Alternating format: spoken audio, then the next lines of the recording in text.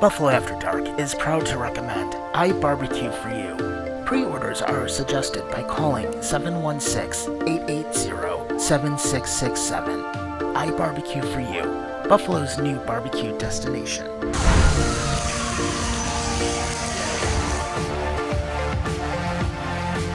Just move the Coyotes. Don't do another expansion team. Right? It would never cross my mind. So somebody called the house when I was out mowing the grass. Oh, yeah. There you go. Yes, sir. Holy shit, your face is like purple. Are you still up? Now in your fifth season, it's Buffalo After Dark.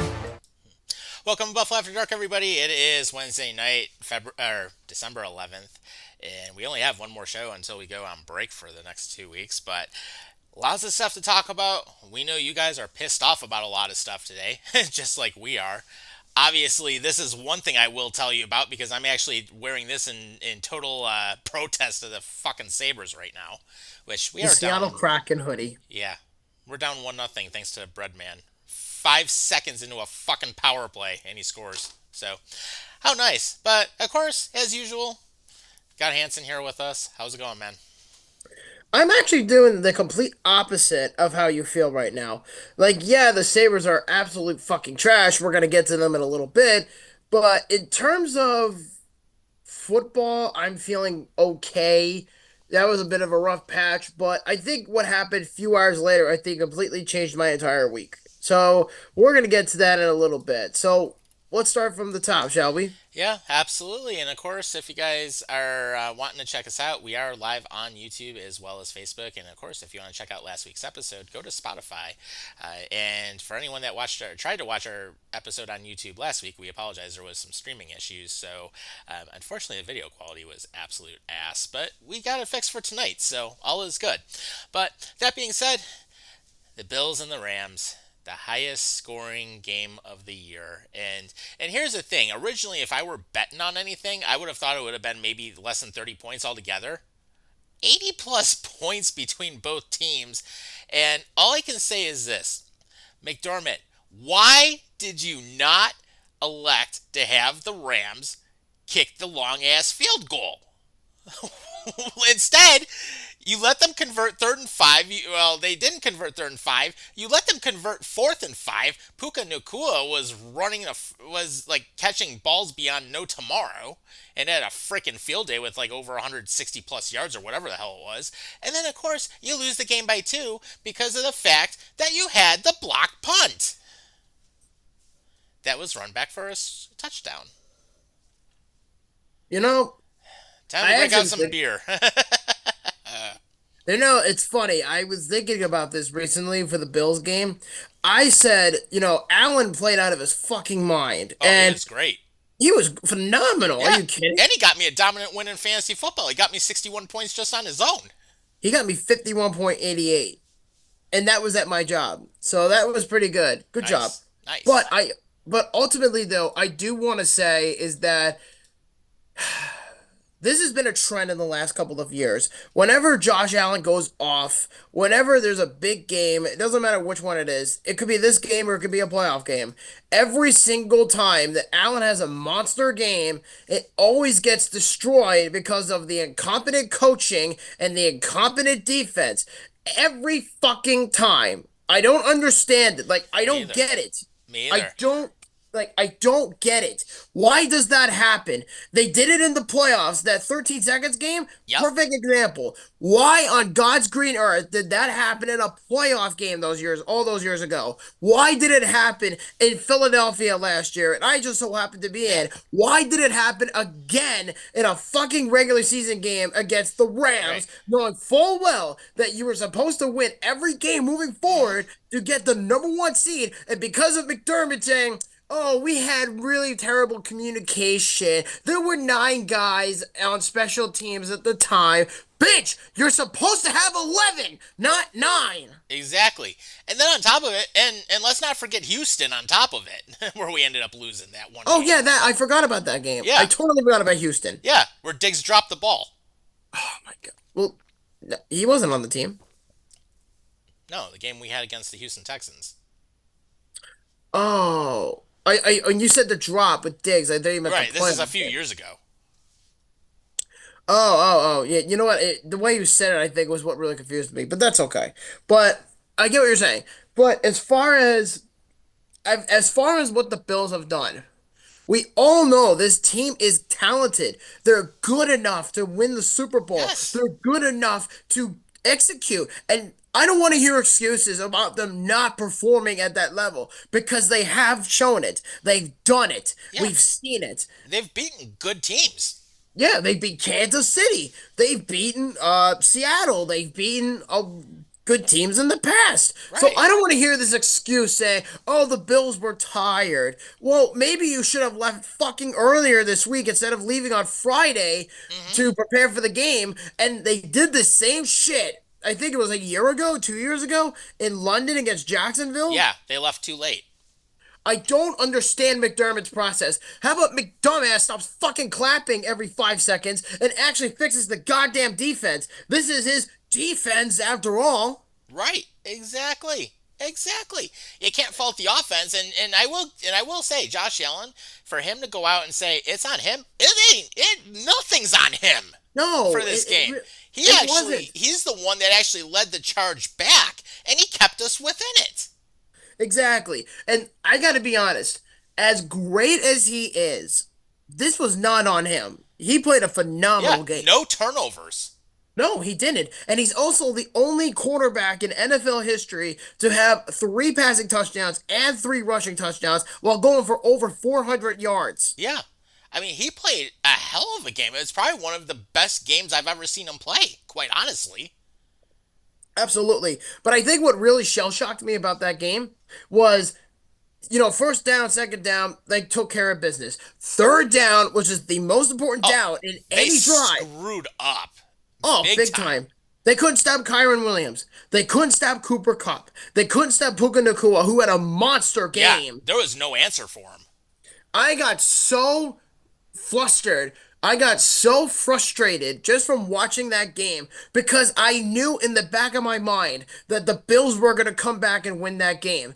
But what really killed it, and it should have been, was that punt block. Right. If it weren't for the punt block, Buffalo probably would have won the game by at least three. Right. At minimum. Exactly, because we were down 10-0 early in the first quarter. Yeah, and then it became like 17-7 or something like that. Yeah, at like halftime, and then it was actually interesting. And I'll be honest, I actually fell asleep on my couch watching the game during the third quarter. So I woke back up in the fourth quarter. I'm like, holy shit, we're actually only down by like it was like less than 10 or something. And You fell asleep during a Bills game. I actually did. And part of it, I was so out of it. I'm like, all right. And I think part of it was just it was kind of like a shitty first half. Well, that's why I don't give up on the Bills. Right, right. But I will say, I mean, to have that type of a comeback and be down by two, if it was only special teams would have done their fucking job and not had the pump block, that would have been fine. Yeah, We won the you know game. what?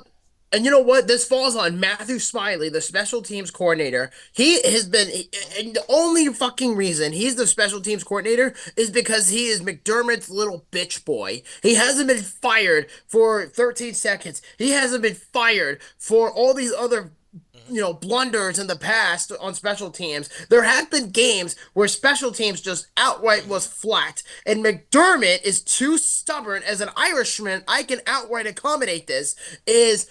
He's very stubborn, and he doesn't want to admit failure with his staff unless he's backed up against the wall. For instance, he didn't want to give up. He didn't want to give up on Dorsey. He didn't want to give up on Dorsey, but the pressure kept mounting, and the Bills were going to miss the playoffs last year if they did not fire him. Right. And McDermott did the right thing because of the pressure from the Yeah. public and Go the on media. go on the winning streak, and then there you go. You're in one of the top spots in the playoffs. Oh yeah, and now if you look at what they've done, they played much better offensively, and they're probably one of the highest scoring teams in the NFL this year. Yeah. Good job on you guys. Yeah. But it doesn't change the fact that both Matthew Smiley and Bob Babbage can fuck off, because at the end of the day, Smiley should not be on this team, and the fact that he's been on the team for like 4 years it really solidifies the fact that McDermott doesn't want to change. He's not willing to do it. And he's got to do it. It's either you do it or you ain't gonna get past the second round. Well, I don't think it's going to be Third because round. I think they get into the second round. They're probably going to anyway. Right. But I think it's not the fact that they can't. It's the fact that special teams had their head so far up their ass that they were able to see their freaking rectum. You know what I mean? Their prostate. Yeah. That's what they were able to see. They were able to inhale the shit that comes out of the stomach. Yeah, there you go. It's like, yeah, embrace the smell of ass. There you go. That's exactly what That's special exactly teams what it did. is. And That's exactly you know, what they did. and Reed Ferguson, and normally he's a great blocker, but the one time he does it, he falls like a goddamn Jenga stack. Yeah, he gets run over. Yeah, and all because he didn't even pay attention to what was going to happen. Yeah, it kind of gets me thinking of that. You know that old classic song, "That Smell." You ever hear that one? It kind of gets me thinking about that. The smell Yeah. of death is all around you. God help the ball. I just hope that the Bills actually show up moving forward. But I do got it. think losing at the same time this game, I think was It's probably a good thing in a sense. yeah, it's a wake up call. Right, because now you got Detroit coming up. Yep, and we talked about it for a while. I said that I was looking forward to this game, and the Lions are right now by the media are the Super Bowl favorites, and Buffalo is the runner-up. So Right. if you want to come prepared, this is a good game to do so. Yeah. And if you want to show the world that you're serious about winning a Super Bowl, this is it. Yeah, because right now Detroit still only has one loss on the season, and they're one of the top dogs in the NFC right now. And I will tell you, they keep finding ways to win. They're like Kansas City; they find a way to win. And Yeah, but here, Detroit is a much better team on well, paper than Kansas City. yeah, absolutely. Their defense is way better, and offensively, they're lighting it up. So the thing they got to watch out for, Amon-Ra St. Brown. He's Actually, no. a huge one. Well, yeah, that's one guy. But you also have to look out for Amon-Ra St. Brown. You have to look out for Jameson Williams. Yep. But the two that you really need to pay attention to, because they really sucked monkey balls on this topic on Sunday, was the run game. You think Kyron Williams was bad? How about Sonic and Knuckles? Oh, Yeah, how about that for a change? Yeah. Jameer Gibbs and David Montgomery. I don't know if you've ever heard that nickname before. well, I haven't heard that one specifically, but I will tell you, I am playing Jameer Gibbs on one of my fantasy teams this week. Well, to give you a context, the names Sonic and Knuckles, Dave Montgomery is Knuckles, and Jameer Gibbs is Sonic. Sonic. Yeah, and he's got some crazy ass speed. They both do. And this is a good game for the Bills to practice on because they got exposed Yeah, in the big run time. in the run game. Big time. They got and you know what too is the nice thing about this game moving forward is they're gonna get Dwayne Carter back and they're also probably gonna get Bale Inspector back. So in that case, it's gonna be nice to have. Yeah. But there's also speculation from the hit from Razzle Douglas. He hit his knee and he's out likely for Sunday. And then Cole Bishop will probably get the call. And then Taylor Rapp had his neck, ricocheted or whiplashed Yeah. from that game on Sunday. So he's likely out, which probably makes me think, are they going to call up Micah Hyde? Which that would be a good call to do. Get him in there. I mean, he can play as long as he's still in game shape, and I mean, he's gonna be familiar with the team. So obviously, put him in, get him in there. Absolutely. And probably he'd be an upgrade to some extent. So that's like one way I would look at it. Also, another good thing too is there are reports. Dalton Kincaid and Keon Coleman full practice. Oh, there is a God. Yeah, they both were full in practice, so they will probably be back for Sunday. And you know what? Great timing. Yes. Because at that point, I felt like, yeah, the Bills were winning all these games. That wasn't the issue. The issue was they really needed that help against the Rams. And you had Khalil Shakir who played great. You had Amari Cooper who had himself a great game. Yeah. But I'm starting to notice a pattern is with the Bills, they're using less and less of Cooper, and I have a theory behind it. It's because they want to save him for the playoffs. I wouldn't be surprised, and I wouldn't think that's a bad theory either. Really turn him loose in the playoffs and let him do some damage. Because he is a very good wide receiver. Right. And I wouldn't be shocked if the Bills bring him back. I wouldn't be shocked if he got himself a nice 3, 4 year deal with Buffalo in the It'd be worth offseason. it. Be a great weapon to add in addition Mm-hmm. to the other younger core that we've got. So that's a big plus. But another thing also, and here's one thing I look at. Now, Kansas City got fucking lucky again. How about the field goal off the left upright? How does this keep happening? Right. But here's the thing. So Kansas City is lucky as shit when it comes to winning games this year. But when you look at Kansas City, they don't have an identity, and they absolutely suck in most of their games. Their defense is ass. Their offense hasn't been good. Mahomes hasn't been doing nearly as good as what he used to be. But the Bills, on the other hand, we could also argue they don't exactly have an identity either. But on most cases, except for this past Sunday, we actually tend to do different things well when we adjust. I mean, we can use a run game when we need to, and we've been able to do that. A lot of times we rely on the passing game. If Ken Dorsey were still here, my argument would be he would be pass, pass, pass only. We'd have almost a non-existent run game, and everyone would figure us out. At least now, we tend to mix it up enough to the point where I think we're still more of a pass versus run team. But at least we're running the ball a hell of a lot more, and at least mixing up the offense a bit. Well, you can make that argument, but Cleveland's probably finding that out the hard way.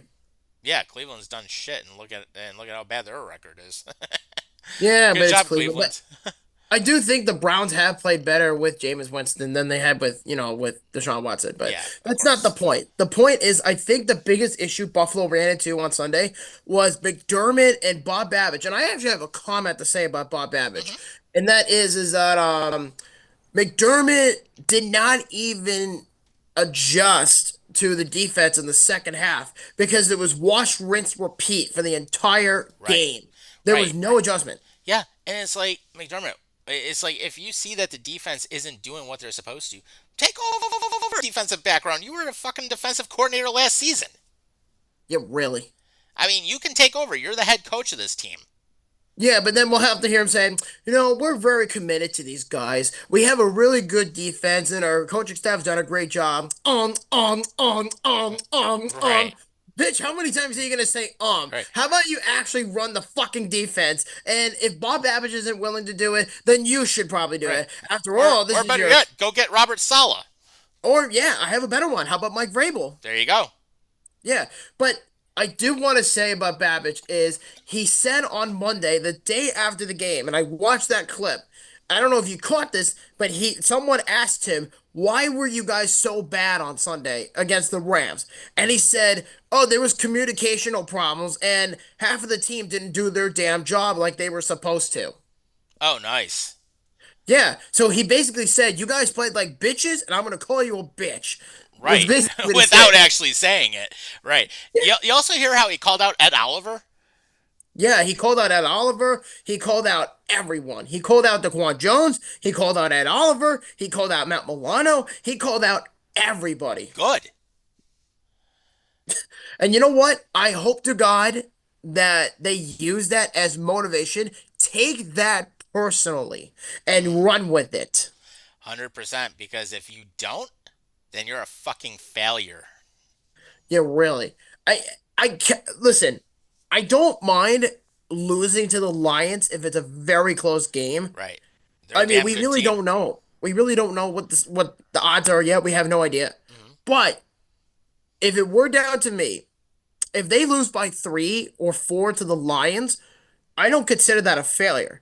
Right. What would be a failure is execution, and that would easily come from McDermott. Hmm. Exactly. And here's the thing. This is probably the best test of the season for the Bills because of the fact the Lions are easily top 5 in the entire league. Within every category, yes. Yeah. This My is only probably the toughest test of the season. probably actually no. Yes, I would say it is a big test, but the one that a lot of people were curious about is with Kansas City, and they succeeded. Right. Right. And I think Detroit right now is even tougher than that just because of the way that they've been playing. Yep, and I don't want to hear excuses about travel because Buffalo and Detroit are literally 2 hours within each other by flight. Oh, way less than that. When I flew to Seattle, my flight I had to go through Detroit.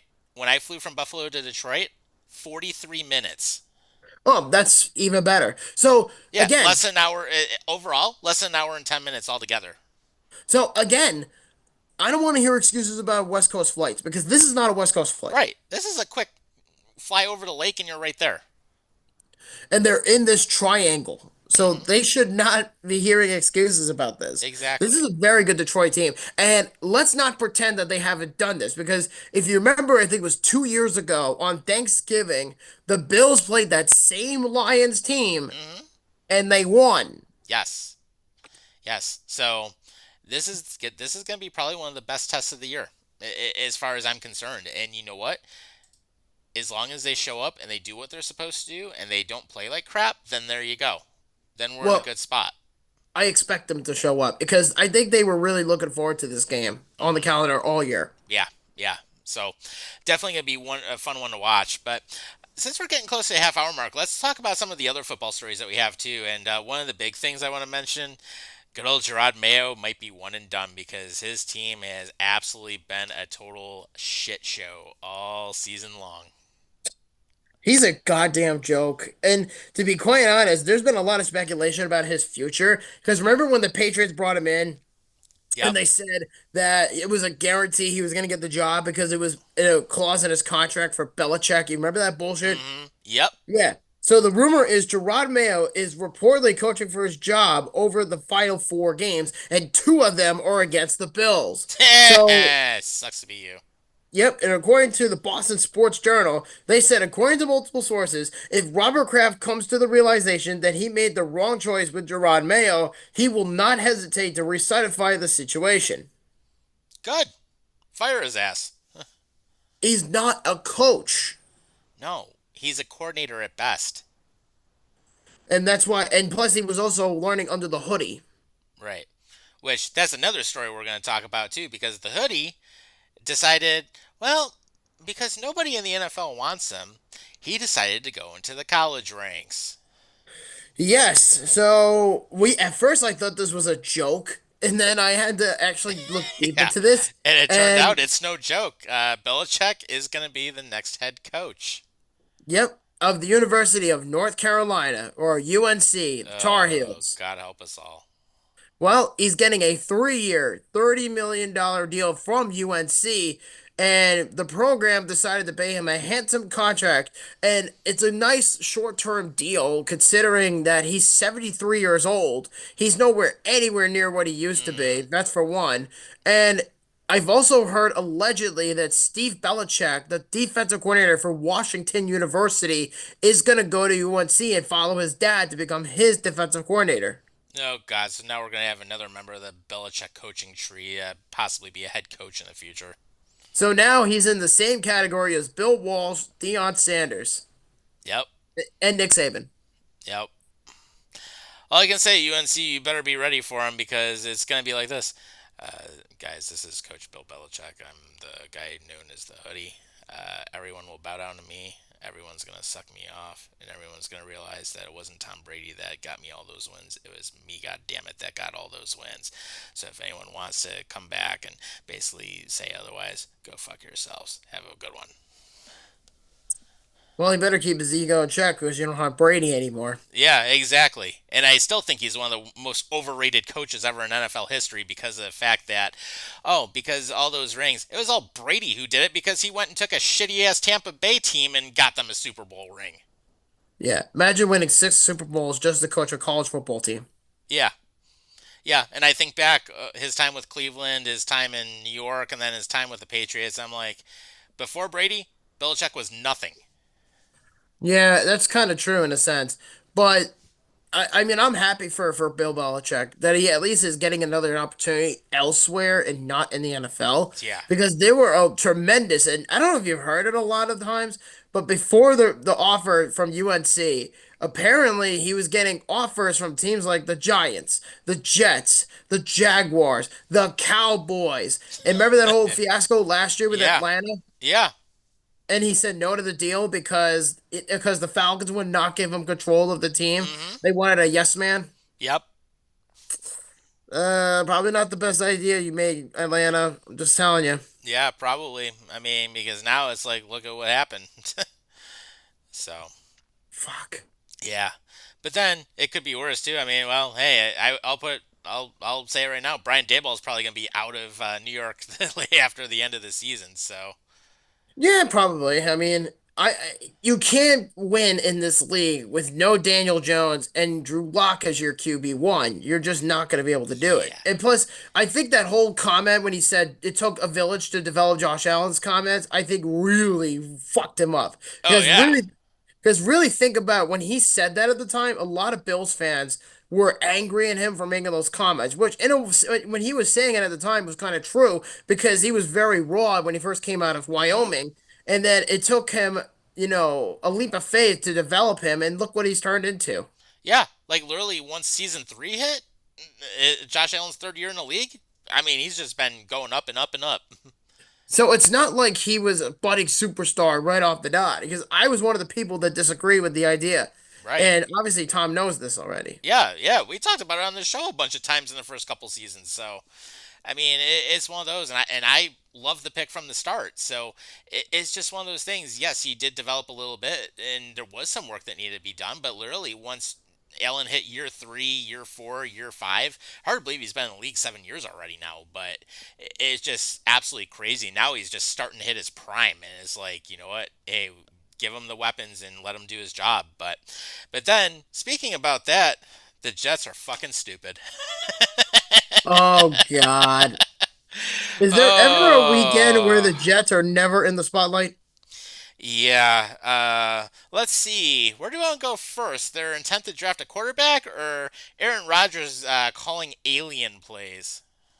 We might as well go with the whole alien plays thing because let's be honest, the guy himself said that RFK would be president when he ends up working for Trump in January, Yeah. which is funny as hell. So apparently, Aaron Rodgers plans on using to call aliens using meditation circles and green lasers. And he actually said this on the Pat McAfee show. And Aaron says that he's channeling his energy into extraterrestrial research, quote, a Friday night 5E experience, a meditation circle to call in aliens using little green lasers. Is he okay? Is he smoking more of that ayahuasca or something? I wouldn't be surprised. The dude's a fucking hippie. And plus, Yeah. if you I don't know if you heard this or not, but he's getting a docu-series on Netflix about his bullshit. Oh God. Yeah, Remind me not to even watch that. you're welcome. Yeah. Jesus Christ. Yeah, and as if things couldn't get any worse in Jetland, it's being said that, and there has been multiple speculation of executives around the NFL who believe that Garrett Wilson, the star wide receiver on the New York Jets, will ask for a trade in the offseason. Nice.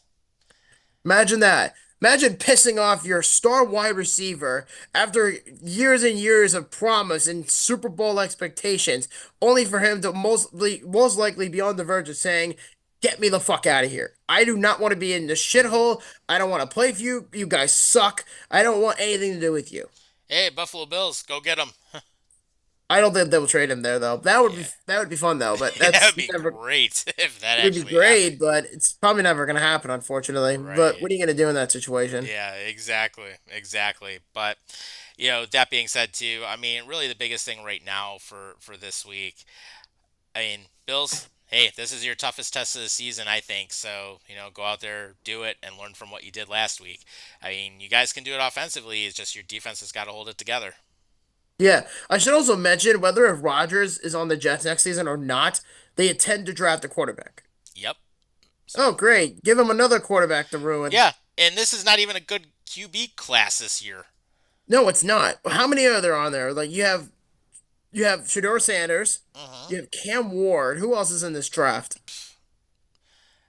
Let's just say a lot of the others are not even relevant. I don't even know and I don't even care. Right. Because a lot of times I don't give a shit about the draft until at least we get closer to the draft. Hmm. I'm not worried about it right now because for one, the Bills don't suck. They're gonna go to the playoffs again. Right. And honestly, all the teams that are in this position those are the ones that are thinking about the draft, like the Raiders, the Jaguars, the Patriots, the The Giants, the Panthers. Jets. Yeah, the Panthers. They've been getting better lately. I will give Right. them that. Right. They did improve. I will give them that. Hmm. So, so it'll be interesting. But that being said, you know what? You want to jump into baseball or you want to jump into hockey?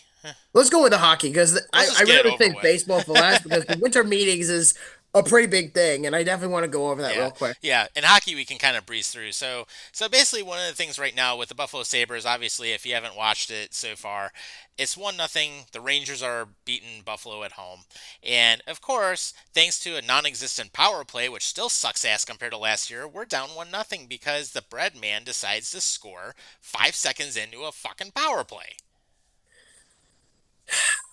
and Zibanejad gets his 300th goal on that. I hate this goddamn fucking team, dude.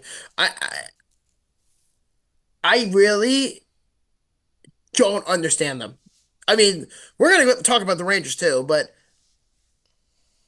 I honestly have no thought in my head to say to myself, why do I continue to root for this team? Hmm. Why do I put my so much time and energy in rooting for a team that I've been so loyal to for my entire life? And Right. I'm supposed to be seeing a team in my prime be competitive, if Hmm. not a few years ago. If it Yeah. was a few years ago, we wouldn't be having this conversation. Right. But because it's 2024, we're going into 2025, and the Sabres are on the verge again, missing the goddamn fucking playoffs for the 15th straight year. It's getting so out of control. Right. Like enough is enough. Yeah, it's like if this core isn't working, get rid of players that aren't doing what they're supposed to do. Obviously, there's a disconnect somewhere, and I don't even know where to put my finger on it. I I mean, don't. Adams number one should be gone. He should have been gone yesterday. Actually, he should have been never been the GM to begin with. In all out honesty, I mean, shit, I'd rather take someone like a Rutherford over him, who at least has fucking executive experience at this point. But it's like Adams should have never been GM. It's like, Terry, what the hell are you looking at in people? You know what really bothered me about the Sabres is multiple things. We talked about the Colorado game last week, Yeah, but they did it again on Monday night yeah, against the Detroit Red yeah. You get Wings. off to a quick lead, and then you fucking blow it in the end. And you know what, too? What's really ironic is the morning of that game, if you happen to remember it, is there was, or it might have been, no, it wasn't Monday. I'm sorry. It was, help me here. What was it, Friday or was it Saturday?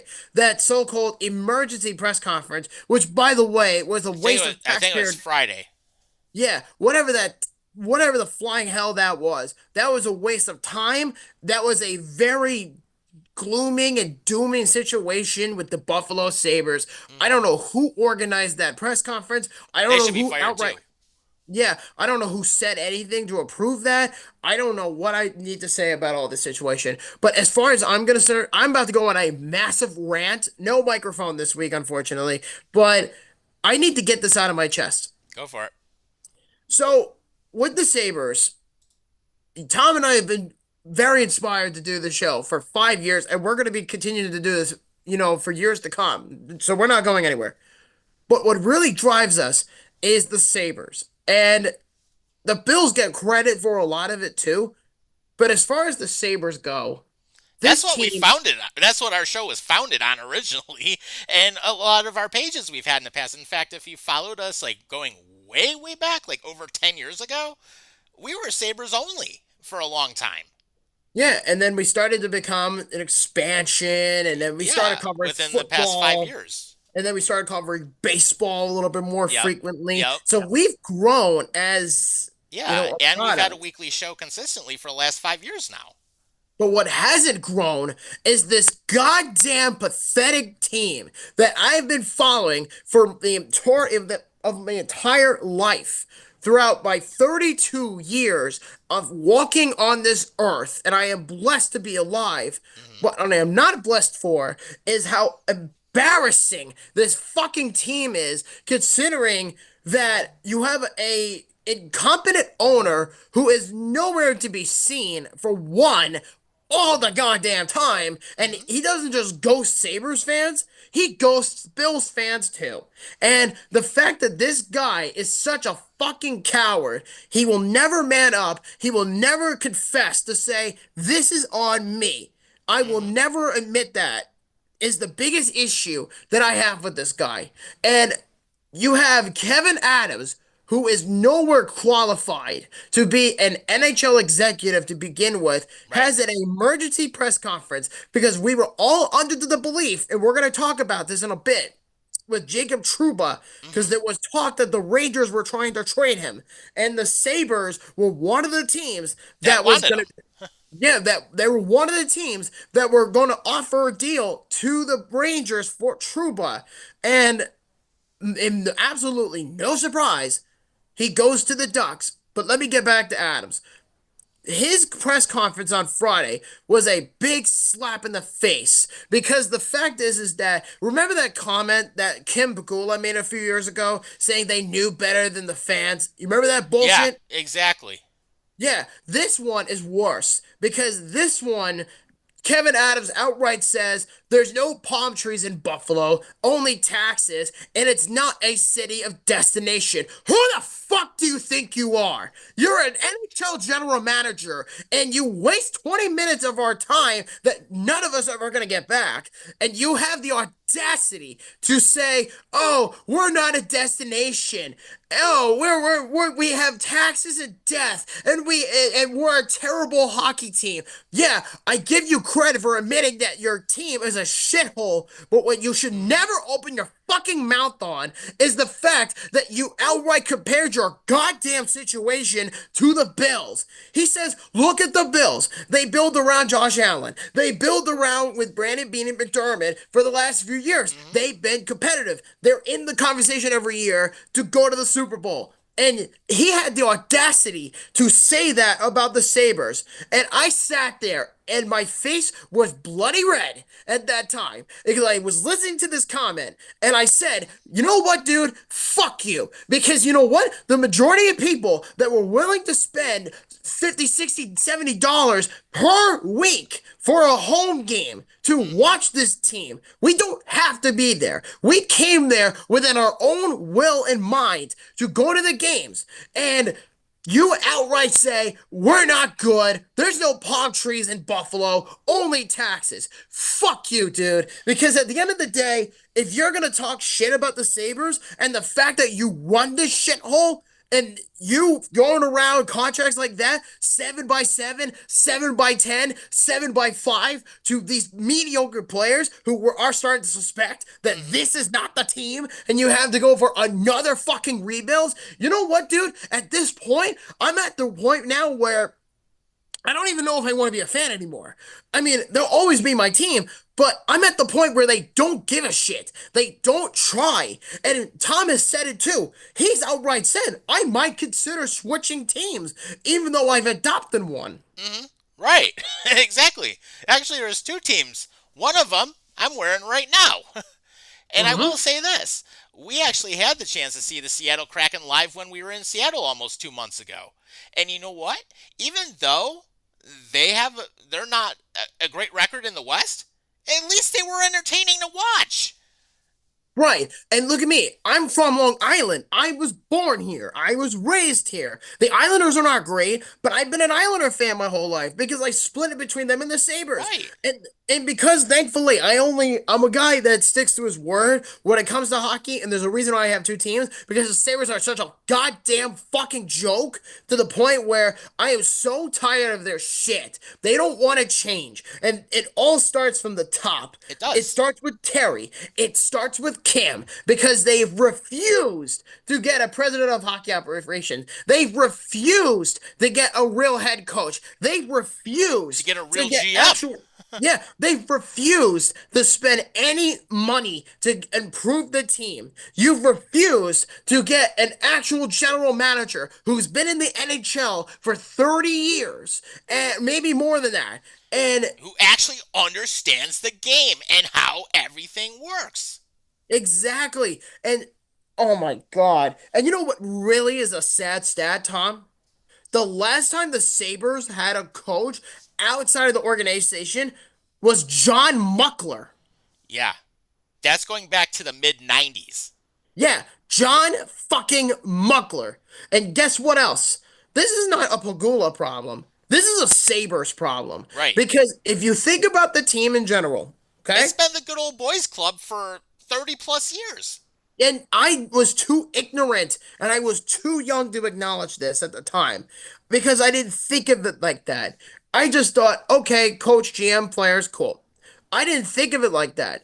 But now, as an adult, looking back on it, I said, holy crap, I legit sat through a boys' club and didn't realize it. So now, really think about it. Yeah. John Muckler was the last executive the Sabres had that was nowhere near close to the organization. And you know what? Let me put it in this perspective. He was damn good at what he did.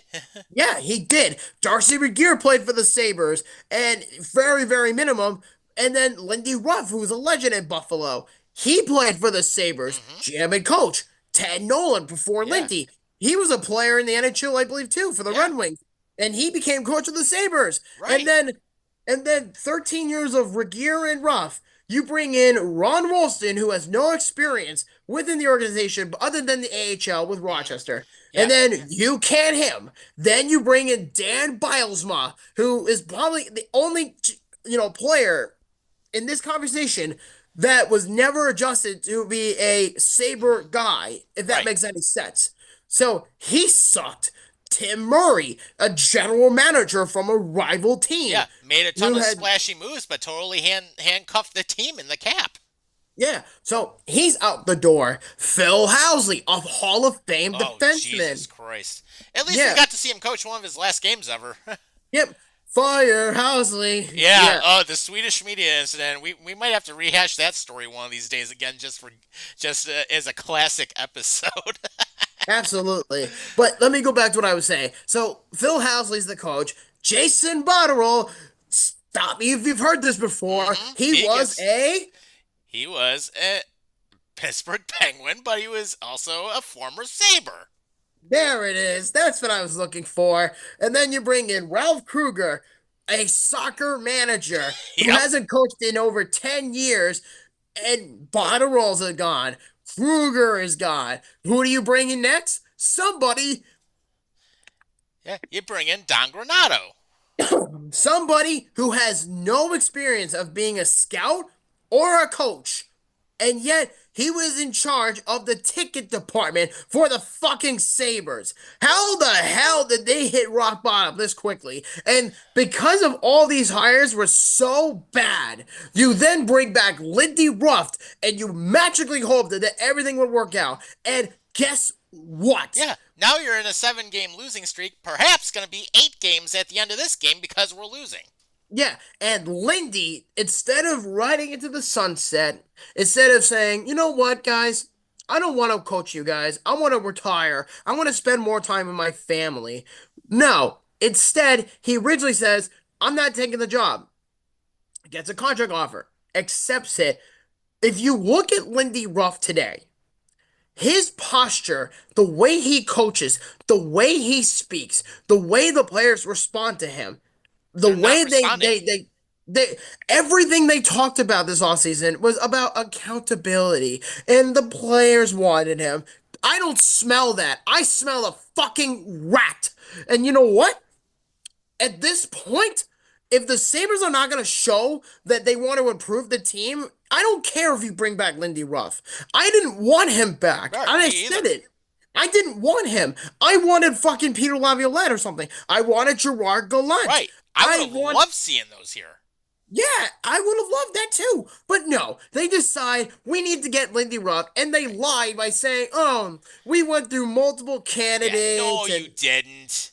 yeah, we knew this. You're full Yeah, of shit. yeah, we already knew you were doing it from day one, and the only time you were going to go through any other candidates is if Lindy Ruff didn't bend over and take it.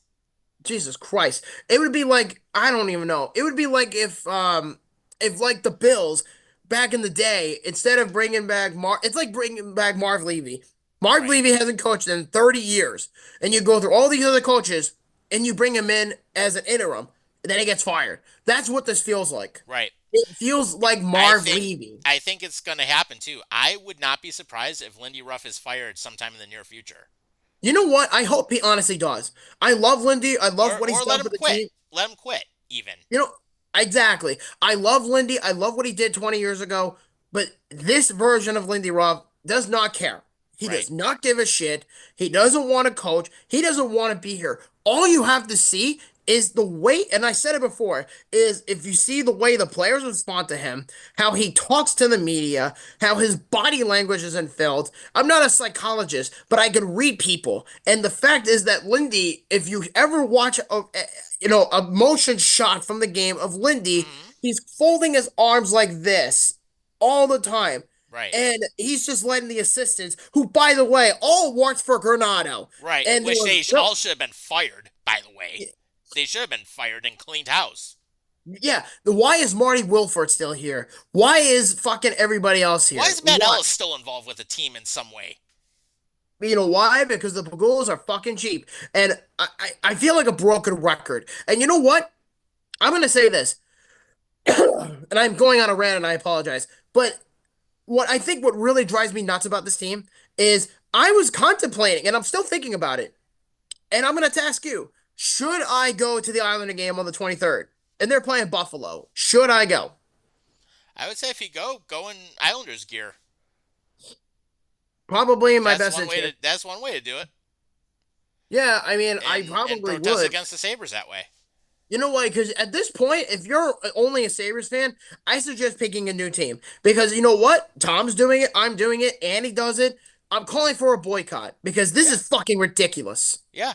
I mean, and I've actually got two teams. One, I like following the Kraken out west, and I also like following the Penguins. Yeah, and for me, I have one. Or actually, I have two. One is the Sabres, and one is the Islanders. And I almost had a third team, and I said no. And that third team was the Devils. And I said, no, I'm not going to root for the Devils, although I like Jersey. But it's mainly the Sabres and the Islanders. That's it. Yeah. Yeah. At this point, I am so fucking done. I am done with this fucking team. I've had my patience for 30 years.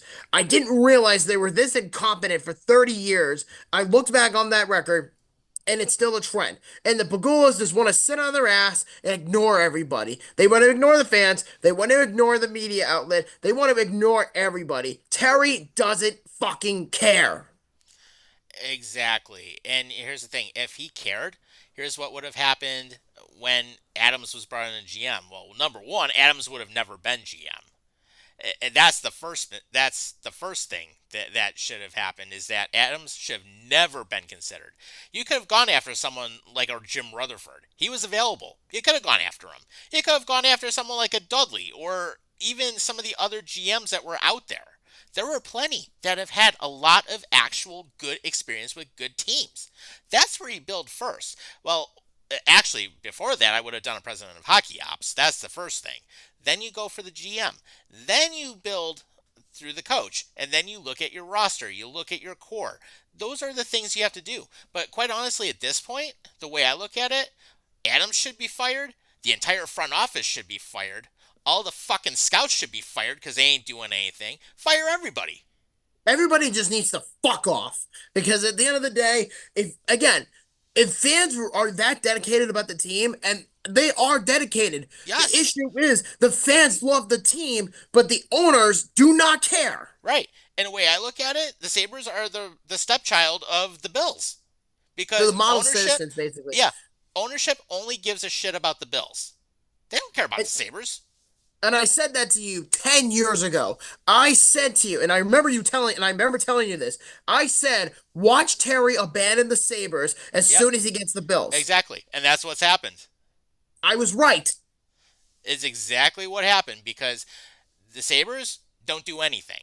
The Bills, they've kept building and becoming more successful. I mean, shit, he just sold a 20.6% interest in the team to a bunch of minority investors, one of which is former NBA player Vince Carter, another one is former NBA player Tracy McGrady, which both were players on the Raptors. And guess what? The Bills are now worth over $5 billion. And you know what, though? A lot of people in Buffalo, if not New York State, love the Bills, even when they Yeah, were bad. yeah, Because there's a difference between the drought with the Bills and the drought with the Sabres. The drought with the Bills, they tried. They hmm almost made the playoffs yeah, at one point. yeah. There were So, multiple times they almost made it.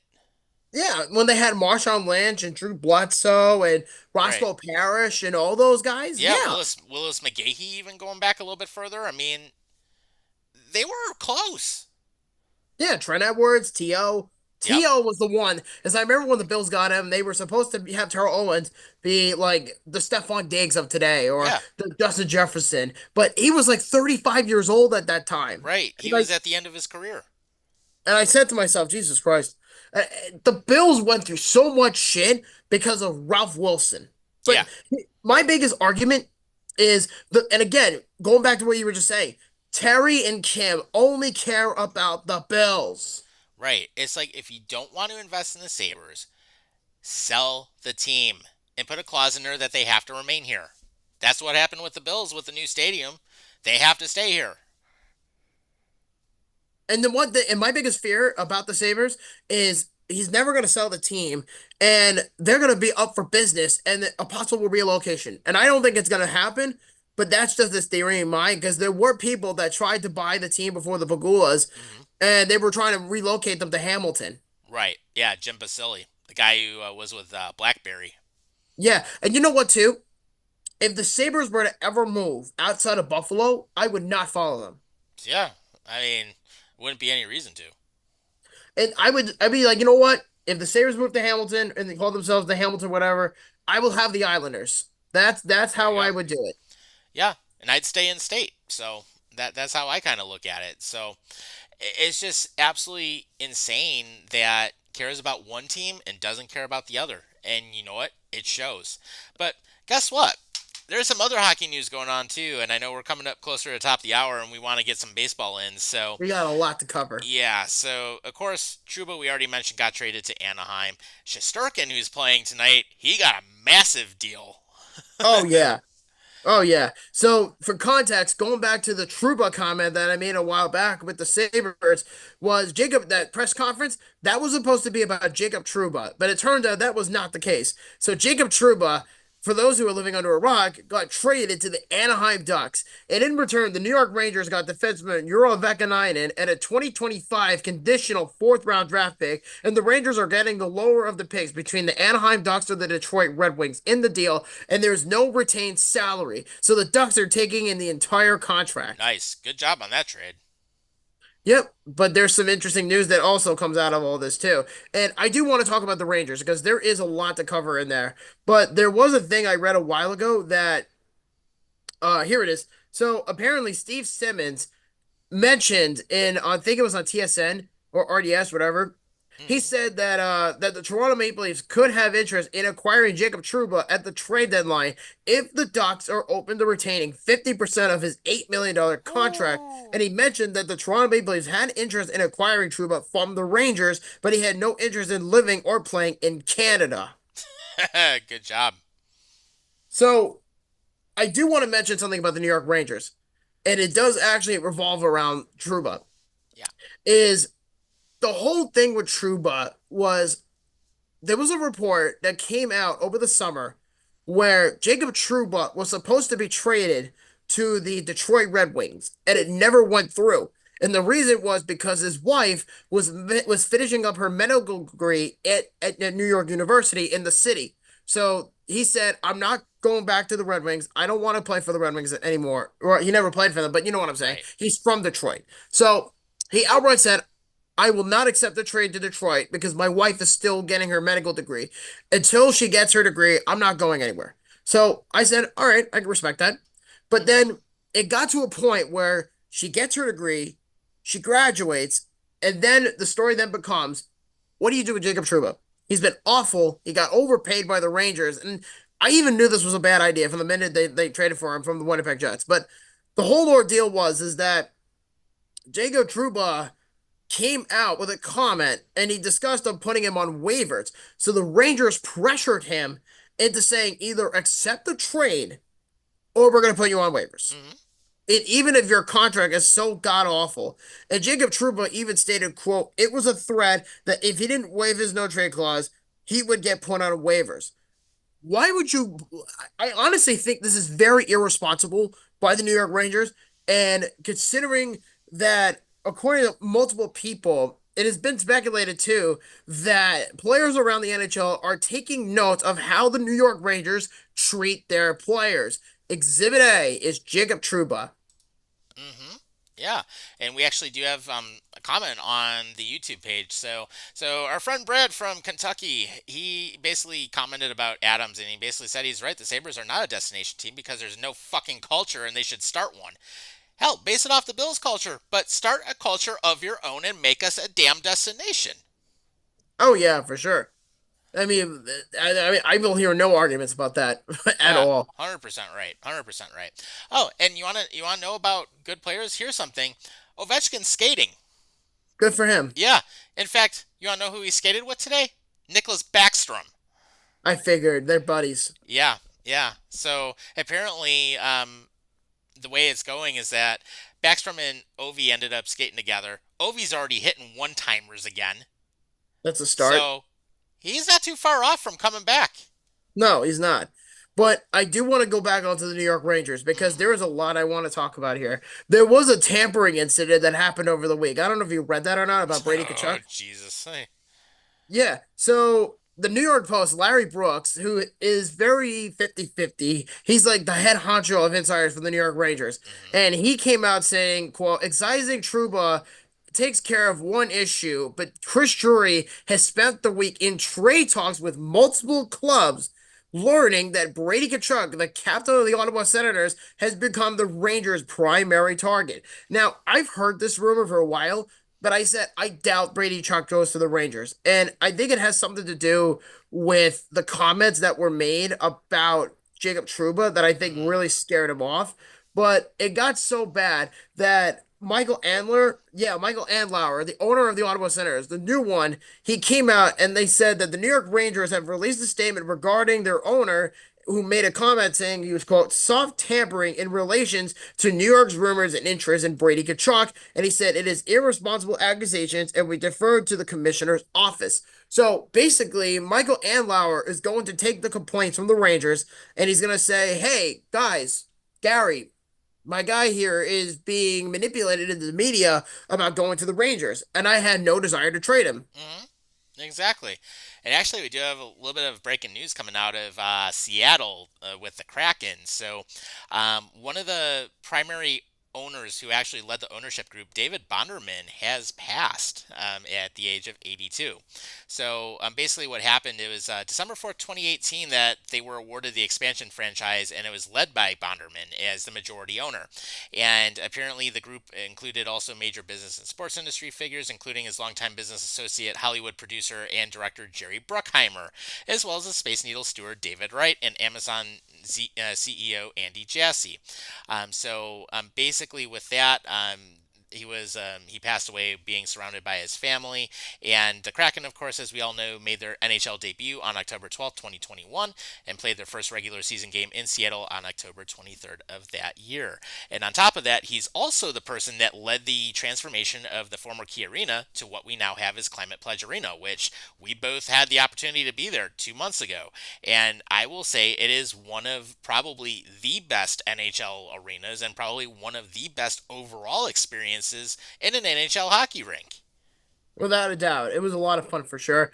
But he will be missed, and I think a lot of people will give him their gratitude for bringing an NHL franchise to Seattle. Yep, absolutely. And definitely it was a great time being out there and being able to see them play live. And basically with that, just a little other note too, he was an alumnus of University of Washington.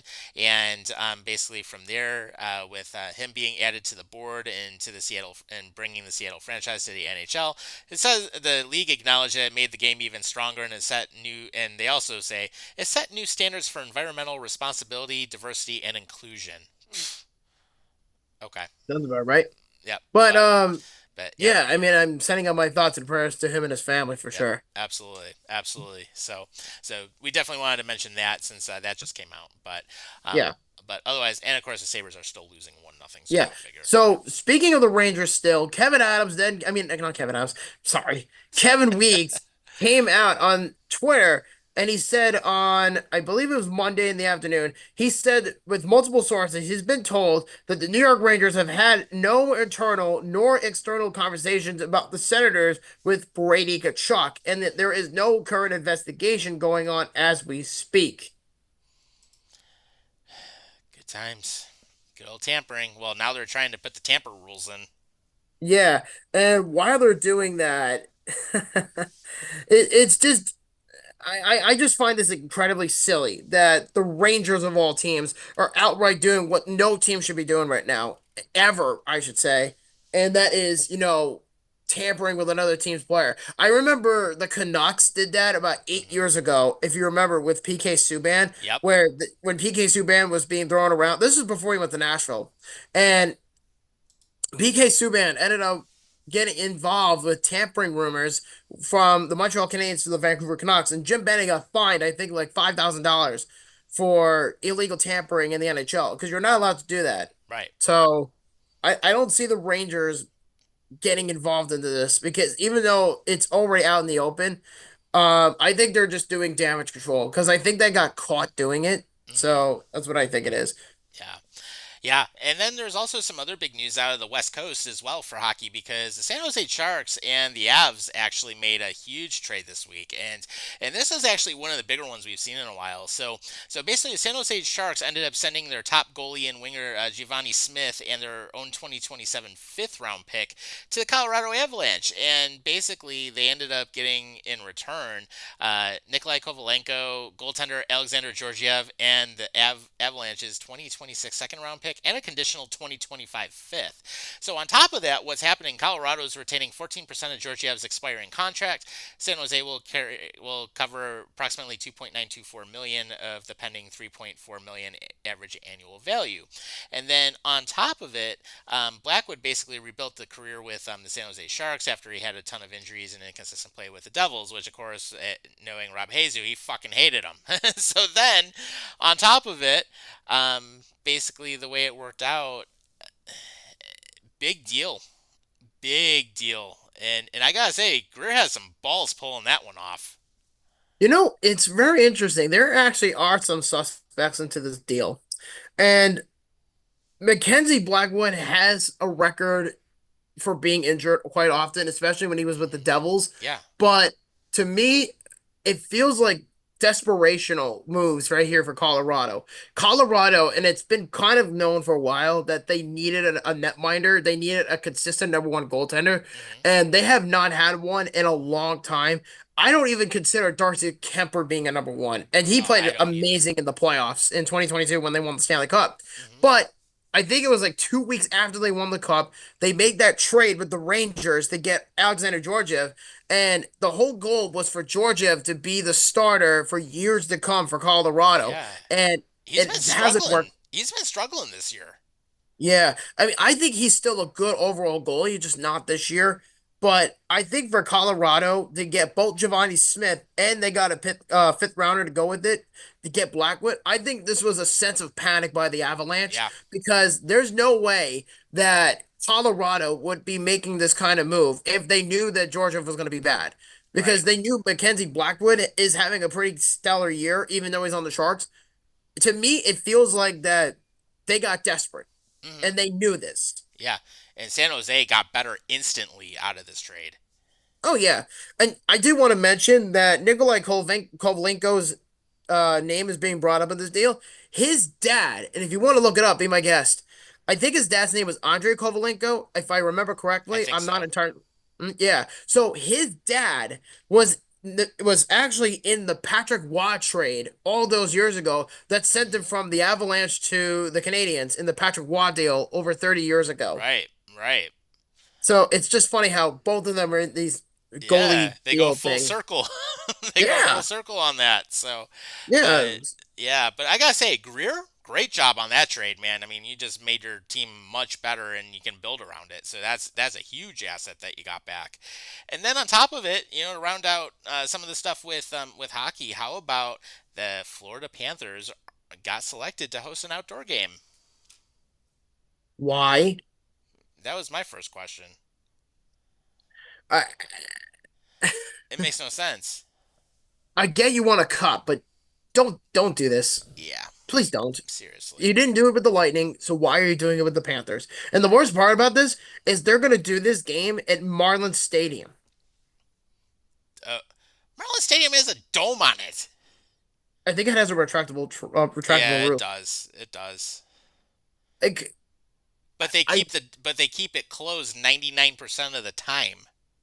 Well, I mean, if you take it into contrast, it's always hot in Florida. That's number one.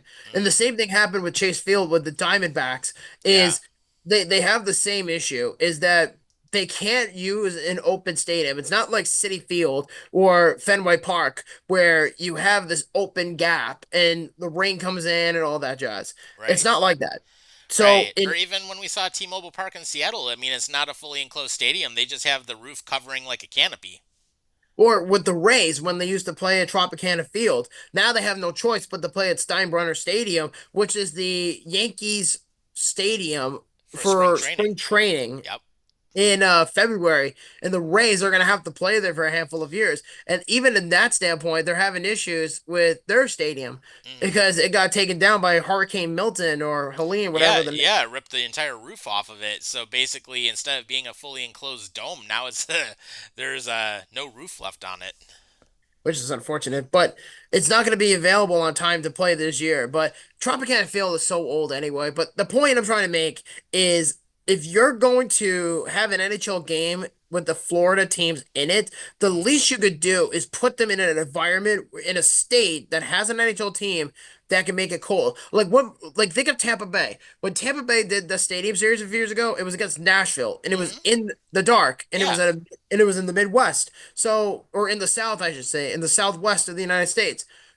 I feel like in this perspective, um, I think an environment like Tennessee would work better for an outdoor hockey game Hmm. in a non-traditional market like in Florida. Yeah, exactly. And it's just why they decided to do what they did right now. Who knows? But definitely not the best spot for it by any means. And It's really not. yeah. And of course, if anyone actually gives a shit about what the Sabres are at right now, still 1-0 with about 12:30 left in the third. So, And they're getting blanked by a $12.5 million contract goalie who just got paid. Okay, so congratulations, Rangers, so far. yep, Fucking. exactly. Exactly. Well, since we went in overtime, and since we're incorporating baseball more into the shows now, you know what? Let's kick it off in one way. We have witnessed the highest paid player ever as of 2 days ago. Juan Soto is no longer a free agent. He has signed with the Mets, and it is a 15-year deal, $765 million. Opt out at year 5, and the Yankees are so butthurt over the whole deal. And you know what the deal was? Juan wanted a suite for his family, and the Yankees said, "Fuck you, we're not giving you a suite." Oh my God. You know what? Listen, Oh man, I'm Cohen actually paid, and he is paying to play. And the funnier thing, they are still under the luxury tax number. oh my God. It's hilarious. But yes, Tom is correct. Oh, Juan Soto is now the highest paid athlete of all time. 765 million for 15 years with the New York Mets. And the fact that a superstar like Soto chose the Mets is something else because right. I'm under the impression that if you pay attention to Juan Soto's actions from this year, even going back to when they won the World Series with the Hmm. Nationals, Juan Soto never fully committed to any of the teams he's played for. He said no to a long-term deal with the Nationals. He said no to a long-term deal with the Padres. And now he said no to a long-term deal with the Yankees. So the Nationals trade him to the Padres. The Padres trade him to the Yankees. And the Yankees have no choice but to let him go. Yep. And now there was a lot more to the story that I think a lot of people realize. And the fact that Juan Soto is the highest named free agent of all time really speaks volume about the team because now I think we're in a different era of baseball because of the fact that the Mets are considered the little brother a lot of the times Hmm. because of the evil empire with how they spend because they've been notorious for it for so many years. Yeah. They go on to get the biggest name free agents Yeah, that they can. Steinbrenners, they don't give a shit. They'll spend over the luxury tax every single year. Yeah, that's exactly what it is. And the Steinbrenners would be notorious for this for every single time. I mean, they Yep. did it with Alex Rodriguez. Yeah, did it with Jeter. They did it with so many other players we can think of.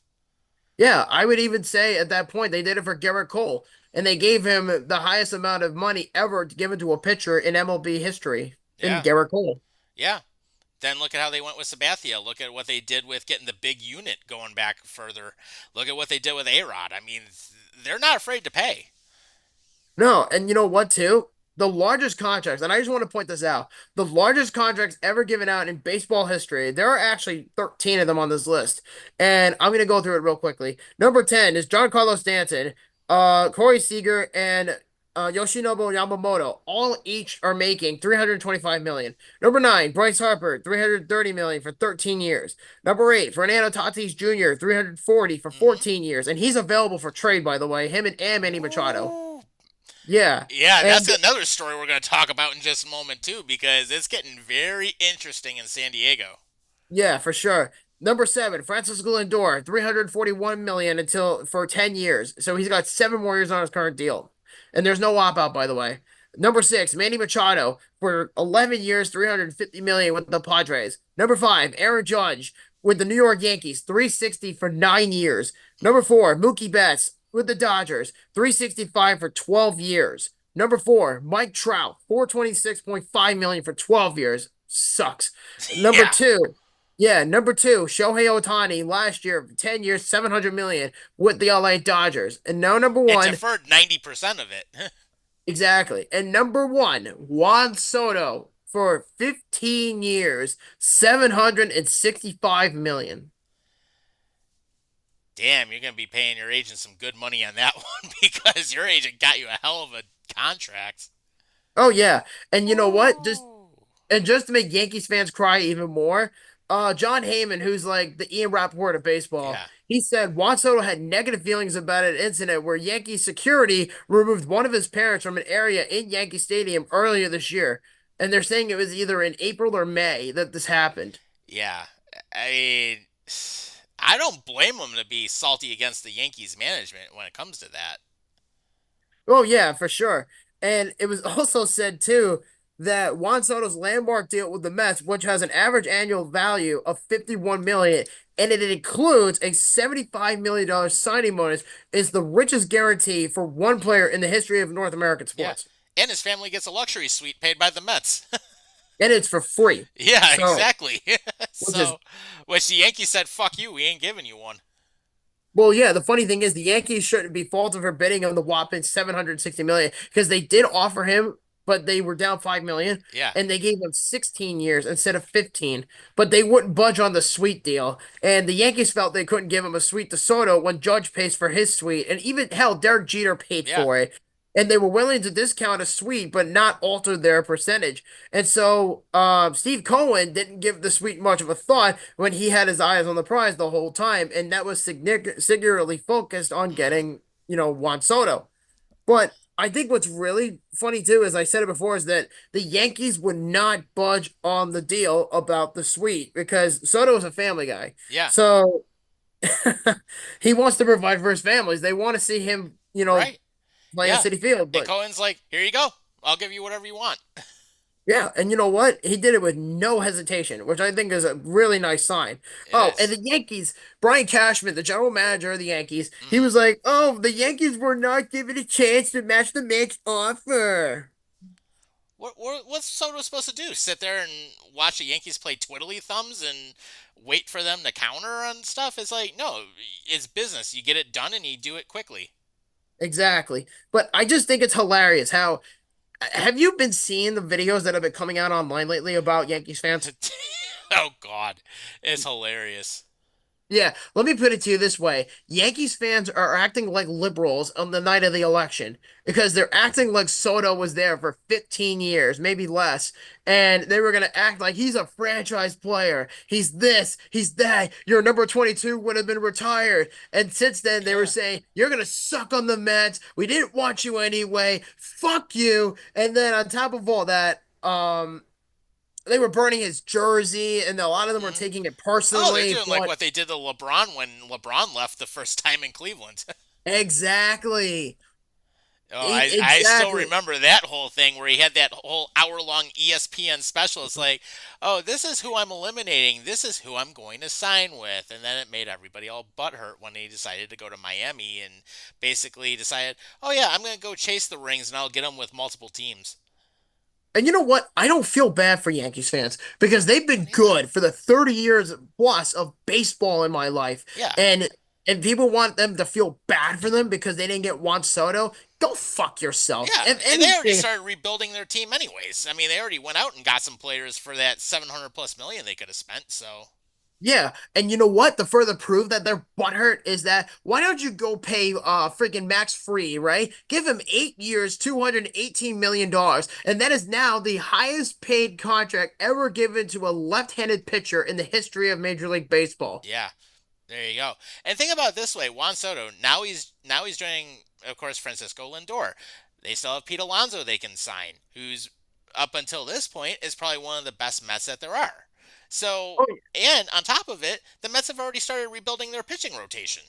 Yeah, and look at this. You have Francisco Lindor, Juan Soto, Mark Vientos, Brandon Nimmo, Starling Marte, who they're trying to trade, Hmm. Francisco Alvarez, Jeff McNeil, potentially Pete Alonso coming back, Yeah, Jose Siri, who they just got in a trade from the Rays, and Brett Beatty, who are also is available for trade. yeah, So in general, the Mets are also trying to build up that bullpen. They desperately needed to right. get rid of, They do need that it. done. Right, because their bullpen has had problems over the last several years, and especially when we look at it this past year and the year before, Kodai Senga's been hurt. Yeah, Sango's been hurt a lot, and then you had David Peterson, who has been okay, and then you Not had other great. guys in between. Yeah, Yeah, Sango was one. I think they had Carrasco at one point. I think they put him on waivers, and right. and Yeah, there was a Carrasco was ass, in yeah, a lot of ways. and Luis Severino went to the Athletics, who, by the way, I found out the contract he was given 3 years, 67 million or 167 million from the Athletics. That's the highest contract that was ever given to a player that played for the Athletics. Yeah, it's just absolutely crazy. And then on top of it, here's one of the other things too. I mean, the Mets were trying to trade Sterling Marte to Arizona, and that didn't happen. So I mean, they just decided to cut ties on it. Yeah, they did. And then there was a bunch of other things. They also tried to trade for Garrett Crotchet, who was a dominant pitcher for the White Sox. Hmm. He got traded to the Red Sox earlier today. So Yeah. that's out of the question. But then, Yeah, and then listen, even looking back in 2023, remember how Pham got traded to the Diamondbacks? yes, Yeah, I remember that. yeah. There's another example. Oh, yeah. And if you want to talk about shitty pitching, how about old ass Justin Verlander and Max Scherzer Oh yeah, Scherzer ends up getting traded and he goes to win a fucking ring. with the Texas Rangers? Yep. Great. Hmm. But that's the Mets for you. But the point is that this is a monumental moment in Mets history, if not in sports history. That contract will forever change how people look at deals now moving forward, considering Major League Baseball does not have a salary cap. So these teams can now go spend 800, 900, even a billion on baseball players. Yeah. Although I don't think it will ever happen. But Juan Soto's contract is for two purposes: the money, which was obvious, Right. and he wanted to play for the Mets. Exactly. And he wouldn't have signed with the Mets if he didn't want to play with them. I'm pretty sure too, and I probably read it somewhere, even though he was born in the Dominican Republic, he grew up a Hmm. Mets fan. Hmm. That's pretty damn good overall though. But I think for the fact that he took a very ballsy turn on his career and turning down all these offers from other teams like the Padres and the Nationals, the Yankees, I think it really says a lot about Soto, and he had his agenda at full will moving forward since the day he, got traded to the Yankees. He's Hmm. been like, you know what, I don't want to be here, and Right. I think he's been disgruntled all season long, but he just didn't want to show it because he knew he was a professional baseball player. Yeah. But I think a lot of Yankees fans have told me is they're like really bitter about it. So it's like, okay, so when the Yankees do it, it's fine. But when the Mets do it one time, you guys get so fucking bitter. Right. Well, here's the thing: the Yankees aren't used to their crosstown rival actually spending to the luxury tax.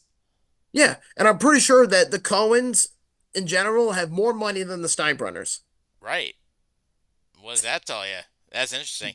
And actually, our friend Luffy ended up private messaging us. He said, unfortunately, he cannot jump on because of snow and trucks being backed up on the bridge from Port Huron, Michigan to Sarnia, Ontario.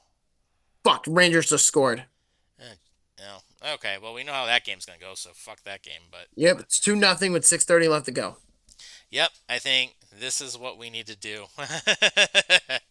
I am so ready to boycott. Yeah, it's at that point. Is at that point. But you know what? Let's get back on the baseball stuff. Let's actually talk about some better shit because literally hockey's just gonna depress us. But yeah, besides the Yankees being butthurt about everything, I mean the Mets have a lot of capital that they can work with in order to build up their roster even further. So I mean, it actually now, I will say this: don't be surprised if I ended up coming down for a long weekend again this coming summer because I do want to catch a Mets game now. I'm thinking about it. Well, I think you said that a while ago that if the Mets were to get Soto, which is confirmed now, I think you said you wanted to come back down to see a Mets game. Yeah, I likely would. All right, so I'm almost certain we can make that work. Hmm. But in the meantime, though, it's just nice to know for once in my life that Yankees fans are crying like little bitches. If not, they're like bitching like liberals, and their tears are so delicious this time of the year. It's like, sorry, Steinbrenner, you lost. Uh, but you know who else uh, I should also mention too that the Yankees have been so out of touch with their fan base. Like, let me ask you something. If the Yankees were this well-rounded organization, why didn't they get Manny Machado? Why didn't they get yeah, Bryce Harper? Why didn't they get Juan Soto back? yeah, because they didn't give a shit. I don't think it's just that you don't give a shit. I just think don't that many people don't like them. But the biggest thing I have with Yankees fans and the Yankees in general is they act like they're the most superior team in any professional sport. Mhm. It's like And they're not. yeah, you're filthy rich. Like there's no excuse for you to not pay it. The issue was Hal was not willing to spend that much money. And Right. that further proves that Cohen, who said, I have a truckload of money I'm willing to Hmm. spend to get what I want. And it's smart that he waited on Soto because Otani at the time was 30 years old. Soto is 25. And that's a big difference. Yeah, it is crazy. And then on top of it, I mean, we've got the winter meetings going on, which that's a whole nother issue that's pretty interesting to talk about. And then of course the Rule 5 draft just happened recently, but let's dive into the winter meetings before we wrap up. Oh, yeah, there's a lot I want to talk about regarding the winter meetings because there's been a lot of trades and signings and stuff like that. The one I really want to talk about regarding trades is the one that it was, I guess you could say it's a three-team trade per se, Hmm. was with the Blue Jays, the Guardians, and the Pirates. I guess if that's what you want to go with. Yeah, let's But go the with it. one all right, so if you haven't heard, the Toronto Blue Jays traded for second baseman Andreas Jimenez and right-handed pitcher Nick Sandine from the Cleveland Guardians in exchange for first baseman and second baseman hybrid Spencer Horwitz and outfielder Nick Mitchell. And Jimenez, if you know that name, and I'm sure you have, if you want to look back on it, he was actually in the Francisco Lindor trade a few years ago that sent him from the Mets to the Indians Hmm. all that time. I'm Yep. sure you've heard that one before. Yep. Yep. So stay with me here. So because Spencer Horwitz's name was brought up to go to Cleveland, he wasn't done yet. Because this is where Rob Jesus, who's a Pirates fan, comes in play. Hmm. And the Pittsburgh Pirates traded for Spencer Horwitz from the Guardians in exchange for starting pitcher Luis Ortiz and starting pitcher Michael Kennedy. And Horwitz, who was just traded not even a day ago, received an extended playing time this season after a 15-game major league stint in 2023. Hmm. So this is a good thing for Horwitz because he's going to get more time to play Yep. because he was getting buried in Toronto. Oh yeah. He was Oh getting yeah. buried. Oh man. Yep. And then who else got traded? Here we go. So the Miami Marlins traded first baseman and third baseman Jake Burger to the Texas Rangers. And the details of that deal has not come out yet. Right. But the one that a lot of people, and I said it, was Garrett Crotchet. He was Hmm. supposed to go to the Mets, but it didn't really go that way. Yeah. Instead, he got traded to the Boston Red Sox. Oh God. So he's going from shit to shit. Yep. So the Red Sox are getting catcher Kyle Teal, outfielder Brandon Montgomery, infielder Chase Meridroth, and starting pitcher Winkelman Gonzalez. And all these players, by the way, are prospects. Hmm. Yeah. So they're all getting out of hell to go to hell. Right. And then on top of it, so now that the Yanks have actually missed out on the Juan Soto sweepstakes, they're actually going after Astros outfielder Kyle Tucker. Yep, and the deal is supposedly saying that if the Yankees want Kyle Tucker, who people delusionally think is better than Soto, um, the asking price is Luis Gill, who just won the Rookie of the Year for a pitcher. Hmm. And I don't think the Yankees want to give him up that easily. Yeah. And then basically what ended up coming out of the meetings, the Yankees are like, no retreat, no surrender. Basically, oh Yeah. man. And they said, open for business. We're putting Plan B into effect. Yeah, it's uh, pretty ludicrous if you ask me. But it's just funny how the winter meetings are always so fascinating because that's where a lot of like the big trades happen. And I think there, to be fair, have been a decent amount of big trades that have yeah. happened in the winter meetings, and I expect more to come. Yeah, It's just a matter definitely. of time. Yeah, I mean, in minor deal, of course, right-handed pitcher Loisiga ended up coming back to the Yankees for a one-year deal, so of course we have that, but it's only getting started. Yep, and it is being said that Walker Bueller and Max Fried both declined offers from the Athletics, citing they have no interest in playing 3 or 4 seasons in a minor league stadium. Wow. Good job on that one. Or how? And then here's actually we'll end out on this one too. How about the San Diego Padres possibly now they're really having to listen to their three top players because they might lose one or all. Actually, they're looking to do all of them. Because I think at this point the Padres realize that, Oh shit! The Buffalo Sabres actually scored. It's 2-1. yeah, it's Owen Power, I think. He scored. I Wow. gave no thoughts to the Sabres at that point because they break my heart every way. But Yep. what was I saying? Oh yeah, the Padres. Hmm. So Xander Bogaerts, Yu Darvish, and Fernando Tatis, I believe, were brought up, and Manny Machado were all brought up. I think Xander Bogaerts was brought up too. Jesus. But if you had to pick one of them, who do you think has the best chance to get traded? Because apparently it is being said by John Heyman that the Padres are open for business. Hey, that's a good question because hmm, I have to think about that one a little bit. If I had to guess, I would love Fernando Tatis. Oh God, can you picture him with Juan Soto, Alonso if he stays, Oh my God. Francisco Lindor? Francisco Oh, Alvarez, holy shit, that line would be stacked. That Stu and lineup Uncle would be Steve. stacked. I would be fine with Fernando Tatis, who is much, much younger, by the way. Hmm. I think he's like 25, 26. He's the same Yeah. age as Soto. But I'm also open to Machado. The only thing I don't like about Machado is that he is a dirty ass player. That's number Hmm. one. His contract is large and he's in his 30s. Right. That's the big thing. And he's been starting into a bit of a decline. Xander Bogaerts wouldn't be a bad idea either. Right. What would you say about you, Darvish? You Darvish would be perfect. Because think of it like this: the Mets need pitching. Yeah. Right-handed pitcher. I mean, he's got a 3.31 ERA, so and he went 7-3 this past season, so Oh boy. Yeah, I he would mean, be a nice addition to their bullpen. oh yeah, definitely. But I have seen a lot of movements about the Mets with Starling Marte, and supposedly they're trying to trade him to the Royals. Well, that'll help them out quite a bit. Depends what you get. Yeah, exactly. I mean, if you get no return, then Then what's the point? exactly, exactly. At least the Mets have ways that we can get really good returns. So, Supposedly the Mets are trying to trade Marte for a closing pitcher. right, which there's definitely ways we can do it. Mm-hmm. So, But you know what? At the end of the day, I do think the Mets are going to be all over the place as far as free agents because they have the money mhm. and Cohen outright proved it.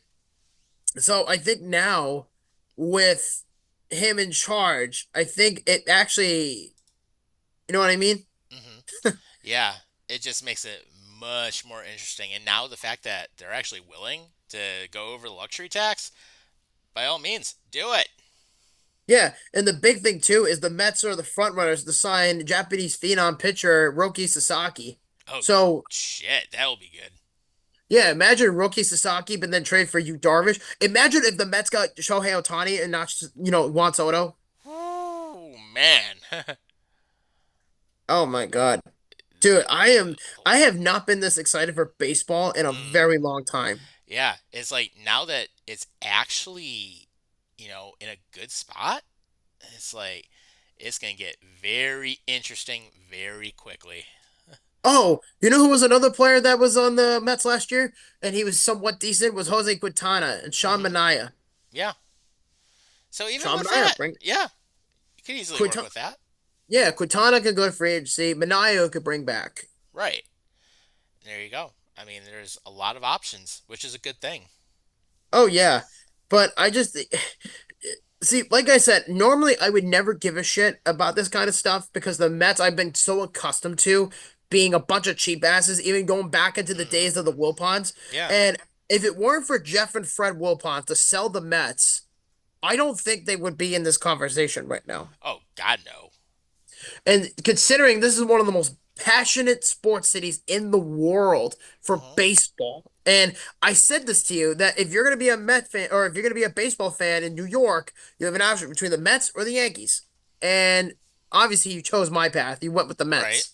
Yeah. I mean, I don't give a shit about the Yankees, so I mean, I never really have. No, go they can go fuck themselves. Yeah. But in general though, like the vibe is so different now because you now have an owner who has outright said, "I'm a huge Met fan. I want this team to win a World Yeah. Series." And now he's given them everything they need to do to get that job done. I mean, they made a great run at the end of last year. I mean, they were only literally like one game away from going into the World Series itself. I mean, they barely lost to LA. Yeah, and they were in the NLCS and as a wild card team, so no one picked them to go this far. Right. Nobody. Hell, I remember when I was down there over the summer, and I went to the game with my friend Kate, and I think we like the Mets ended up losing like 8-0 or some crazy shit. Yeah, I think it was against the Braves, I'm pretty Yeah, sure. it was because we ended up watching the Phillies the night before, where they end up blanking the Guardians 8-0 with like seven of the runs coming in the first four innings. So, Yep. The Rangers just scored again. well, here 8 straight losses now, Yep. basically. Yep, I am convinced they do not give a fuck anymore. But Yep. let's get back onto something actually positive. And that is I feel like though with the Mets, it feels differently because normally when you think of the Mets, you think of this small town borough team and from Queens Hmm. who is supposed to be the little brother of the Yankees. And Yeah. obviously the Yankees are like 200 years old, but the Mets, there's just something very special about them. Hmm. And I think now with Cohen in the mix and then getting Soto in the process, I think is huge. If I were to have the ability to make a calendar just about the Mets, this contract of Soto, along with the playoff run to the NLCS and Grimace, mind you, and Hmm. oh my God, from Jose Iglesias. Yeah. Oh man, yeah, that's a hell of a fucking calendar. Yeah, it is. It is.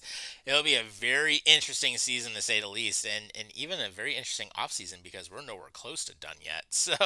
No, So it only gets better. But it will be interesting, though. I mean, they still have to re-sign Alonso. That's going to be one of the big things still to come. And then, of course, who else do they add to the lineup, and who else do they add for depth in the bullpen, and so forth. So lots of stuff we can come up with, but it'll be very interesting. And actually, you know what? I'm almost thinking. Should we expand to an hour and a half going forward now, and that way we add more time for baseball and more time for other stuff?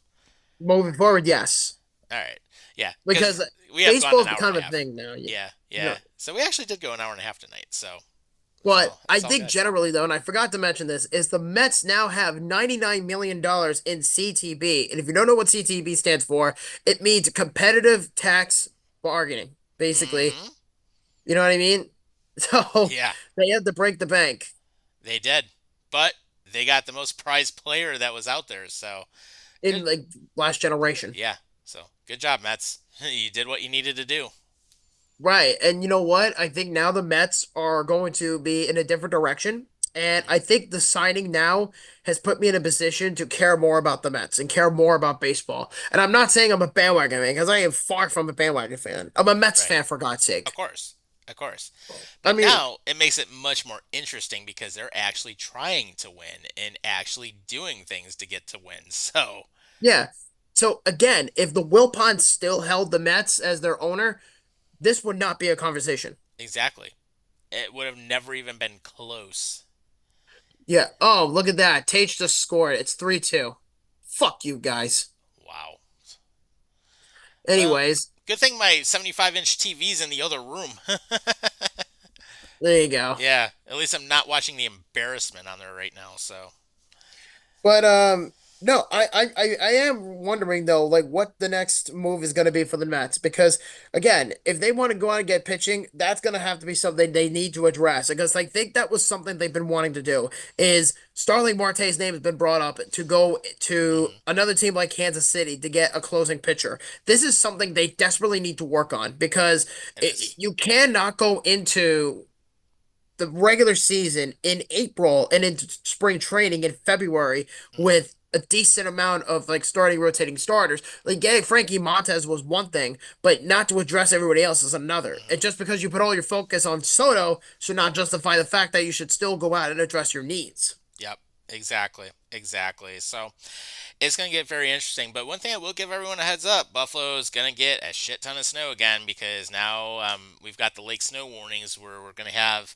anywhere in some cases up to 3 feet. So of course, after our show, we do have the weather stream going live on the channel also. So of course, feel free to check that out. But right now, it's there's going to be probably a depending on things. I mean, it might be another snow game coming up or two before we end up wrapping up the season. So it'll be Yeah. very interesting. But apparently, they're saying it's going to be bad enough to the point where a lot of schools are already closing. Wait. We actually do have some breaking news in baseball. Okay. And that is the New York Yankees have just traded Carlos Navarez to the Boston Red Sox for minor leaguer Elmer Rodriguez Cruz and international bonus pool money. Wow. Talk about trading within the division rival. Yeah. Exactly. That's ballsy. Yeah. It definitely is. It definitely is. But but in the meantime, I think Was there anything else you wanted to chat about for before we wrap I up? think we're okay for now. I'm just very excited about the fact that the Mets have a very bright future and the Yankees are about to be shit, Mm-hmm. minus Aaron Judge. Yep. Yep. Exactly. So it'll be very interesting to see what else happens. But obviously, we're going to cover baseball and everything else coming up. So of course, as we go through, we only have one more show before we wrap up for 2 weeks for our 2 week Christmas and New Year's break. So, of course, feel free to join us, and yeah, we'll keep going with the expanded coverage going forward, which is always fun. So, lots of new stuff to talk about. Lots of things, of course, that'll happen in football over the week. Lots of stuff with hockey. Obviously, baseball is a big thing. And hell, Buffalo Bandits are off to a great start. They're 1-0 this week, so they beat Actually, Rochester. I'm sorry. There was one more thing I wanted to mention, Yeah. and that was the Washington Nationals, and I forgot to mention this, and I feel like an idiot, is the Washington Nationals won the 2024 MLB Draft Lottery. Oh Jesus. Oh Yeah, God. the Rockies and the Marlins had the best chances, and they both fell very, very far down in the lottery. And Colorado's going to continue to suck. And Miami's going to continue to suck. Yep. But the Nationals getting their third first overall pick in their franchise history since Yeah. moving to from Montreal. Yep. Oh man, Mm. Fun times. Fun times, guys.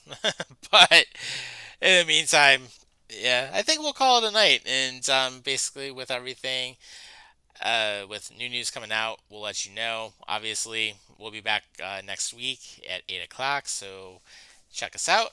Of course, if you ever miss one of our episodes, go to Spotify. We do have it on the go, so you can download as you like. And of course, you can see all of last season's episodes on there as well as some exclusives, such as Pick'em Tuesdays, which I know we have that going whenever we go with it. So yeah. it's all good. But in the meantime, thanks for joining us as usual. We appreciate it. And of course, take care of yourselves and each other, and we will see you next time. Let's fucking go Mets.